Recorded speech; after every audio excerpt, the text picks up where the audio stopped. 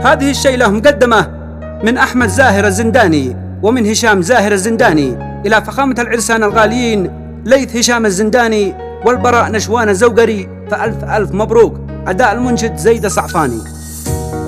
مبروك ما لاحت بروقه في السماء رب العباد، وعد مزن الغيث ما يطلع على أرضه رغيف.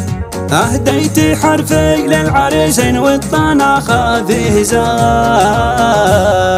ما نسمع الا التهنئة وصوت ابو حارث فريد.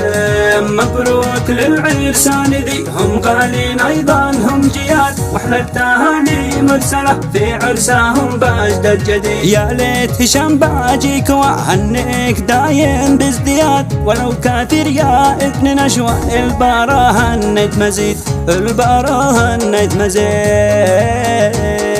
زنداني الهيبة لها قد نالي والعز استعاد، والزوقاري مثله لها العزة ولا هيبة أكيد. اثنين عرسان شكروا في عرسهم صف الوداد، وإلى السعادة شكلوا صفين والفرحة تزيد، والضيف يا حي ومرحب والذي جانا وعاد.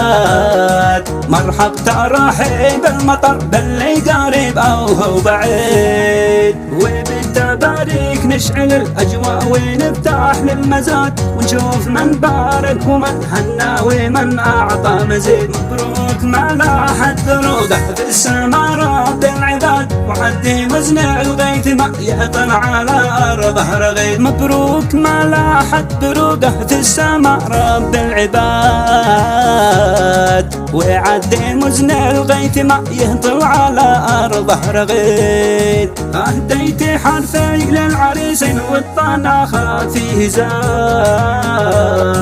ما نسمع الا التهنئة وصوت ابو حارث فريد. مبروك للعرسان ذي هم غالين ايضا هم جياد، واحلى التهاني مرسله في عرسهم باجدد جديد. يا ليت هشام باجيك واهنيك دايم بازدياد، ولو كاثر يا ابن نشوان البارة هنيت مزيد، البارة هنيت مزيد.